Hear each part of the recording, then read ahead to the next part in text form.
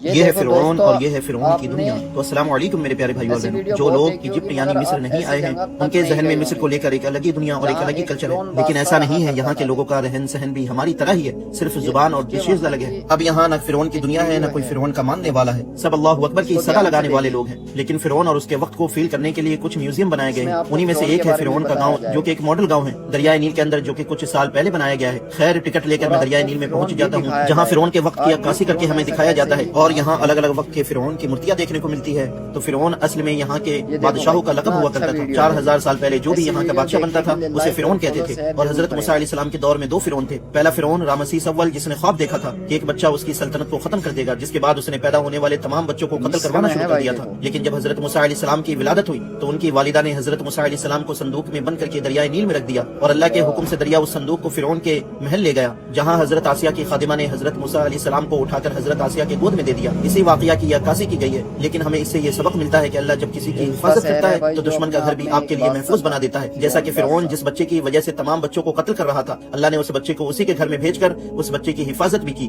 اور حضرت موسیٰ علیہ السلام کی پرورش بھی فرعون سے کروائی۔ تو یہ ہے اللہ کی شان۔ تو کہیں بھی مصیبت میں پھنس جانا تو اسے یاد کر لینا۔ پھر یہ تمام چیزیں دکھائی جاتی ہے کہ فرعون کے وقت میں کس طرح آگ جلائی جاتی تھی، کس طرح مچھلی پکڑی جاتی تھی، یعنی فرعون کے وقت میں کس طرح زندگی گزاری جاتی تھی، ان تمام چیزوں کی یہاں عکاسی کی جا رہی تھی۔ پھر فرعون کے ممی کا یہ ڈمی دیکھنے کو ملتا ہے، جو اوریجنل ممی کسی اور میوزیم میں، جسے میں انشاءاللہ دوسرے دن دیکھنے جاؤں گا، جو رامسیس دوم کی ممی ہے، جو رامسیس اول کی موت سے عبرت حاصل نہ کر سکا تو اللہ نے اس فرعون کو دریا میں غرق کر کے آج دنیا والوں کے لیے عبرت کا نشان بنا دیا، کیونکہ حضرت موسیٰ علیہ السلام کی تبلیغ کرنے پر ایمان لانے کے بجائے ان کی دعوت توحید کو جھٹلانے لگا، کیونکہ اس کے پاس مال و دولت تھی، اتنی بڑی سلطنت تھی جو کہ آج بس لوگوں کے لیے تماشا اور عبرت کا سامان بن گیا ہے۔ تو جب بھی مال و دولت یا کسی چیز کو لے کر تکبر پیدا ہو تو فرعون کو یاد کر لینا، جس کے پاس وہ سب کچھ تھا جو تمہارے پاس یا میرے پاس ہو بھی نہیں سکتا۔ تو جب یہ مٹا دیا گیا تو تم اور ہم کیا چیز ہیں۔